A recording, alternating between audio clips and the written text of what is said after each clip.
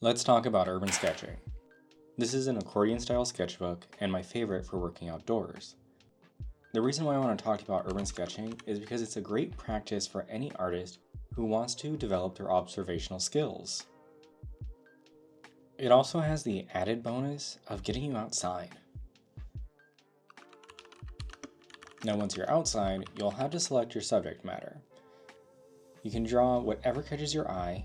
Churches and old buildings usually have fun visual elements to them. As a rule of thumb, I suggest somewhere you can sit in the shade. It'll help with the glare of the page, and standing for long periods while sketching is miserable. Urban settings have a wealth of subject matter, so find something that piques your interest. I personally have an affinity for light fixtures. I just really enjoy drawing them. Do keep in mind your environment though, since you'll need to post up for a minute. AKA, beware of weather. Urban sketching teaches you to simplify your subject matter. You don't need to capture everything. Focus on a cool texture or a portion of a subject and work to make it interesting to the viewer. Everything, including the value, should be simplified, non-essentials omitted or suppressed. This will keep you from being paralyzed by inconsequential details and make it a more enjoyable experience. Do keep an eye out for unexpected weather though. It started raining as I was working on this sketch, and the water ended up reactivating some of the ink. Which leads us to our next suggestion: take photos just in case.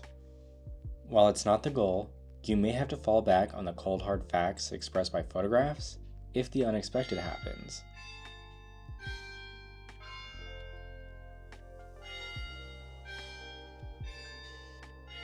Like how the church I was sketching out released a horde of children out front as I was working on this scene.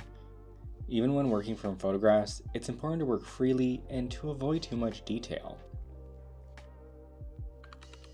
The details that you want are the little pieces that add to your composition. As I went blueberry picking this year, they seemed like an apt thing to include. Urban sketching isn't just a summer activity, as you can absolutely do this from the comfort of your office or a coffee shop. By focusing on value instead of line, you can get a more painterly approach that will be more interesting than the technically correct. You can also do this with hatching if you prefer to use a standard pen or pencil. If you're more of an architect, try working on organic landscapes to strengthen your drawing skills. Whenever I'm working in a sketchbook, the goal is to fill the page. Filling up the page forces you to exercise your composition skills and get a cohesive look to your spread. Since there is a fair amount of bamboo around where I am, I'm using it to fill up the negative space. You could use cafe items, shop signs, the snacks you bring with you, anything to fight the empty space of the page. The observational skills and practice that you get while inside a cafe or an office in the colder month is just as valid as sketching on location. The important part is that you're relying on your eyes first and putting pen to paper to do it.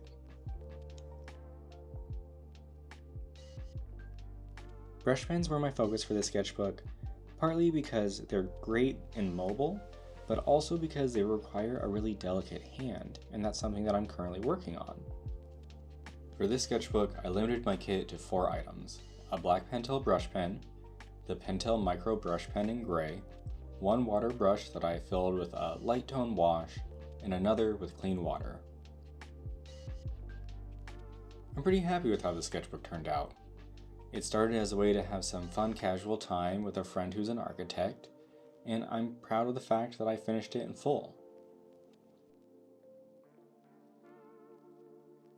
If I had to pick, I think this church scene with the fence is my favorite spread. It flows really well with the bamboo and has a nice atmospheric effect.